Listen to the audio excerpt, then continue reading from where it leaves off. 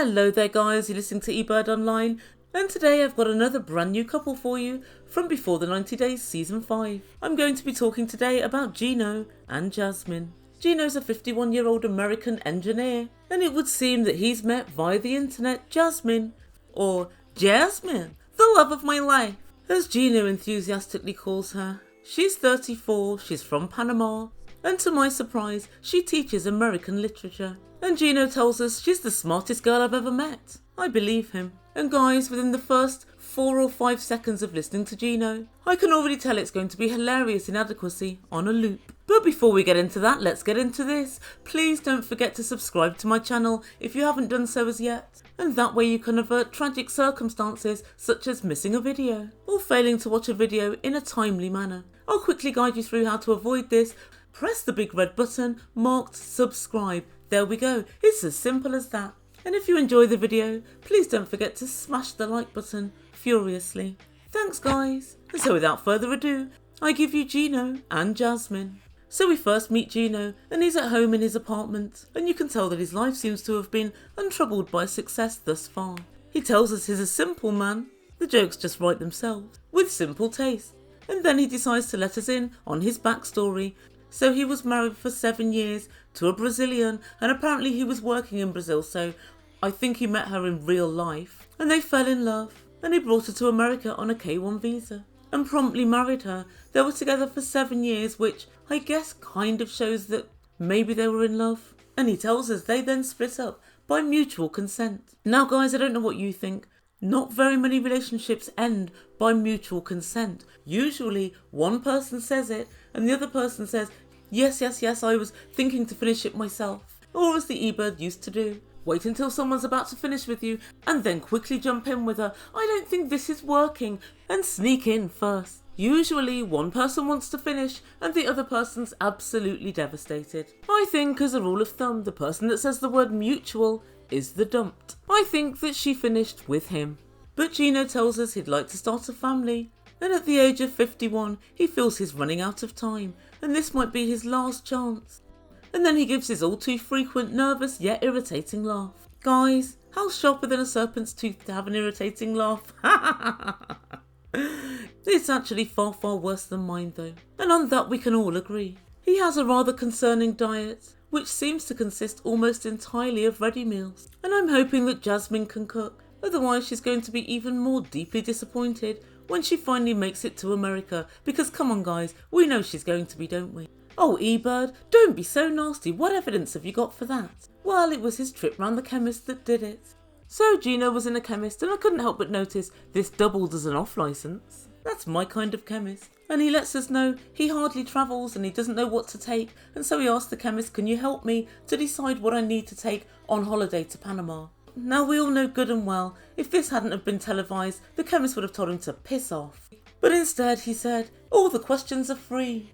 And he walked around, excitedly throwing things in Gino's basket. And then Gino asked, do you have any lotions for couples? Now I was thinking of massage oil, essential oils, maybe a spot of tea tree oil or sweet almond. Oh no, the chemist gives him lubricant. There's always one. And for reasons best known to himself, or in fact for reasons that he probably knows all too well, Gino decides this is a good idea. Really Gino? You're already admitting you're not going to turn Jasmine on even before you've met in person? Well, I guess only you know you like you, Gino.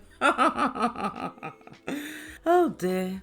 I'm already beginning to feel sorry for Jasmine. I wonder what Jasmine looks like.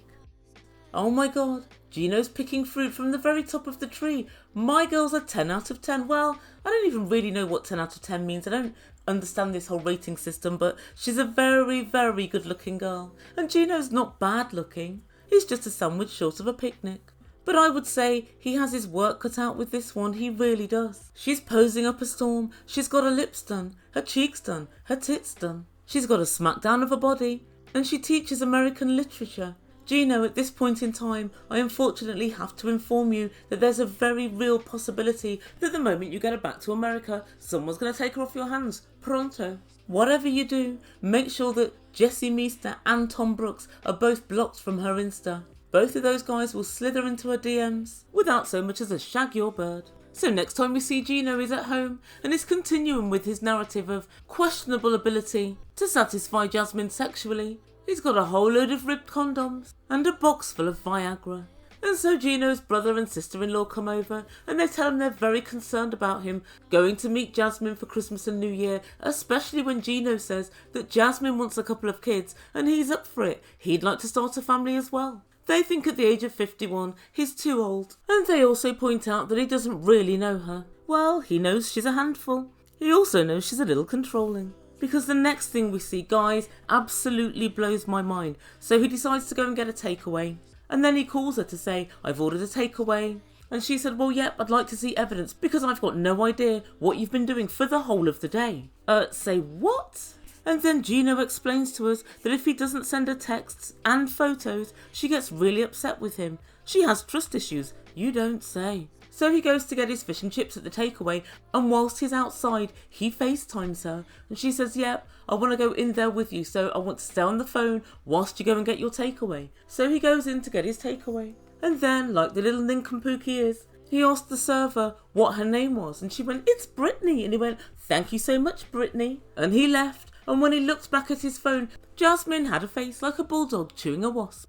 I think it's fair to say she wasn't happy. And Gino trying to explain himself to Jasmine was one of the most pathetic televisual experiences I've seen in a long time. Gino, this behaviour is not reasonable. It really isn't. And I'm going to break down what I think happened in this little interlude at the end of the video. Guys, within a very, very short space of time, this Jasmine's beginning to tap dance on my nerves. And finally, a couple of days later, we see Gino go to the airport and he boards his plane to Panama City. In just a few hours, he's going to be in the clutches of Jasmine's unreasonable behaviour. And finally, we're treated to a little bit more of Jasmine's background. What's she like, I hear you ask? Well, she's one part insecure, one part toxic, and one part manipulative biatch. It's a deadly combo. She lets us know that she was married previously to someone who I'm assuming cheated on her. That can be the only possible reason for her controlling nature and despicable attitude. And she already has 2 children. One of them lives with his dad. You know, the controller that gave her 10 years of hell. Yeah, that one. And the other one lives with her mum in the country. It surprises me somewhat that she has kids already, but yet she wants another couple with Gino. Interesting. Very interesting. And Jasmine also tells us that she's very dominant and that most men are intimidated by her. Jasmine, I think you mean irritated by you. I know I certainly am. And she says this is because she's hot, beautiful and intelligent. And she says you cannot tame Latinas. Oh God, here we go again. Don't blame your short temper and your fiery attitude and your unreasonable ways on being a Latino. You are just unreasonable as a person. That is all it is. And so just prior to Gino's arrival, Jasmine goes to the hotel that he's rented and she's wearing a very body-confident red catsuit. I can virtually see what she's had for dinner, but I have to say, her body is on point, so I guess if you got it, flaunt it. And she lets us know that she's planning on getting frisky with Gino this very evening, but she's worried. And she tells her friend who's popped over she's scared that she might give him a heart attack. Maybe Jasmine, but if I were you, I'd get in the queue behind the Viagra. I think that's more likely to finish him off. Poor old Gino. And so this is it, it's the moment of truth, and she goes to Panama Airport to meet up with Gino. And as he disembarks his flight, they both run towards each other and have a massive hug, and they're looking each other up and down, and you can tell they're both pretty happy with what they see. And they snog in the airport, and their hands are all over each other in the taxi going back to the hotel. And when they get back inside the room, she asks him to remove his hat. He refuses, for according to Gino, his head's misshapen. I guess she'll find out soon enough.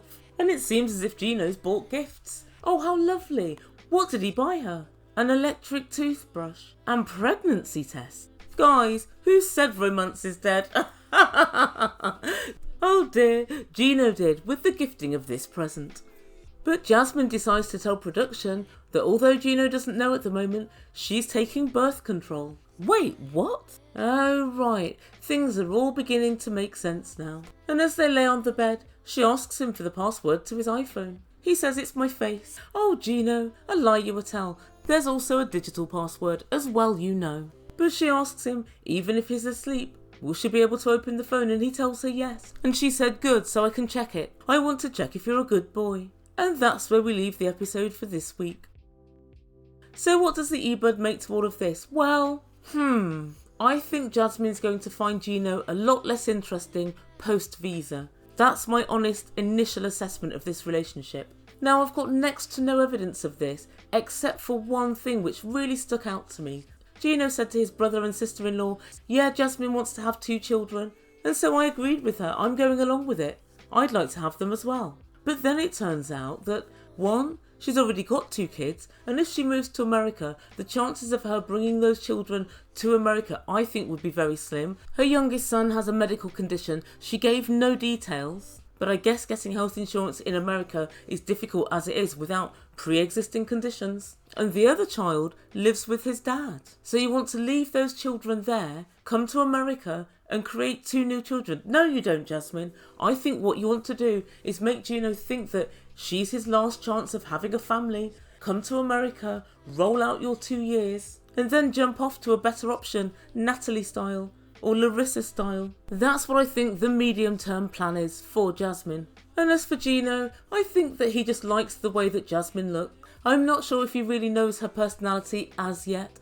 I think the bits that he does know are, the controlling parts. And he said this might be a problem in the future. Gino, it's a problem right now. You need to nip this in the bud. In fact, I think you've let it go on too long already. Nobody should be given the ability to question your every move, and you should not have to provide evidence for every single place you go, or explain every interaction you have. And if we think back to what happened in the fish and chip shop, Gino said, oh, what's your name? To the server, and she said, Brittany. Now my theory is this, and it's very simple. Americans are like that. If you ever go to a restaurant in America, they are excessively friendly. They say, hi, how are you? How's your day been? They want a full-on convo. And it's markedly different in the UK, where they take your order, toss your takeaway across the counter, and tell you to get lost. Maybe that's how it is in Panama too. I personally cannot imagine asking someone's name in a takeaway or in a restaurant. If it was here, it would simply be weird. And I think as a result of that service industry culture, it's not that strange to ask your server their name. And so maybe if things aren't the same in Panama, maybe Jasmine thinks this is really weird. Who asks the server's name? Who has a chat with the server? I'll tell you who. Americans do. And I think it would serve Gino well to explain this to her and say, I'm not going to start being rude, or I'm not going to alter my behaviour just because you're excessively paranoid. Yeah, he needs to stamp that out and quick. And for what it's worth, I know that Jasmine knows she's being extremely unreasonable. And that's why she's saying, oh, it's because we're Latin, we're untamable. In other words, my really terrible, disgusting attitude is not my own fault. It's my birthright. No, it's not. I think she's going to lead Gino a merry dance, and then she's going to do one. So guys, let me know what you think. Do you think this relationship is for the long haul? Or do you think it's a good old visa green card snatch and grab? I think it's the latter, and I hope that I'm wrong, but I fear that I'm right. So let me know in comments down below what you think. And I'm going to peruse around this week's episode to try and work out who I'd like to review next. Guys, please, as always, don't forget to subscribe to my channel. A massive thank you to everyone that's done it already. And don't forget to smash the like button. I'll see you very soon. You've been listening to Ebird Online, and I bid you good day.